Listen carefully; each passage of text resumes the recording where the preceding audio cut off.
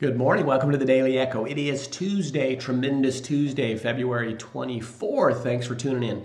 If you look up above me on that side, I was taking my wife. If anyone knows my wife, they know that Disneyland's her favorite place in the world.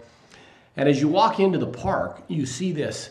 And it made me really think. The last 7 months, I've been working pretty heavily with Dave Blanchard, who's served as a coach for me and has really done some incredible things with getting me where I need to be. And it all begins with the mind. And I want to read this even though you see it on there. It says, "Here you leave today and enter the world of yesterday, tomorrow, and fantasy."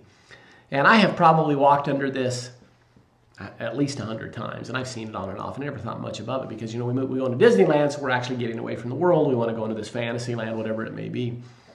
And for many years of my life, this is where my brain occupied.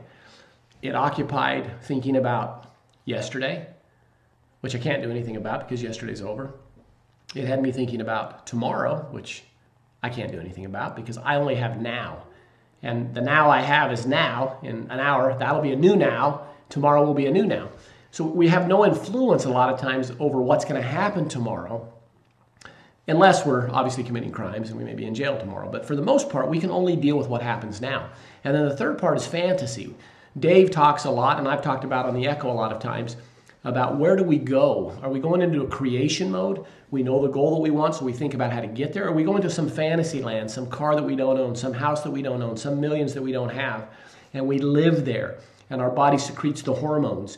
So we actually think that we're there, and then we come back to reality, and we're nowhere near that place we went in fantasy land. So interesting enough, when I looked at this, I had to laugh, and I said, wow, I've been spending a year trying to get away from this thought process, and here I am in Disneyland, and they want me to go there. Not that it's a bad thing when you're in Disneyland, but I just thought, in thinking about this, everything that Og Mandino teaches us in the scrolls of the greatest salesman in the world is to get us to be present in the now, right now. It's so important that we focus upon what's going on now. And just like this day at Disneyland, where I was able to, probably for the first time in a long time, just enjoy that moment with my wife, enjoy the rides instead of thinking about what I need to do when I come back to work on Monday, or maybe what went wrong on Monday, Tuesday, or Wednesday of that week.